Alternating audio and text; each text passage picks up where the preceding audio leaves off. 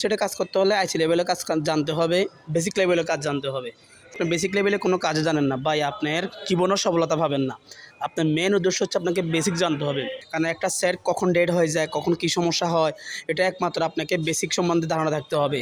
এটা সুইচিং কেন হচ্ছে না, স্যারের রিডিং কত আসতেছে, কত রিডিং দেখালে স্যারটা সিপি থেকে সমস্যা, কত রিডিং দেখালে এটা ইউএস থেকে সমস্যা, কত রিডিং আসলে এটা আওয়ারেজ থেকে সমস্যা, এগুলো আপনাকে আগে বুঝতে হবে। বোঝার পরে আপনাকে কাজ করতে হবে। আপনি যদি বলেন যে আমি আইসি উঠাতে পারি, বসাতে পারি, আপনার কাজ হয়ে গেছে, আসলে তা না। সব ক্ষেত্রে আইসি উঠাতে বসাতে পারলে আপনি টেকনিশিয়ান হতে পারবেন না। আপনাকে সব কিছু ধারণা থাকতে হবে।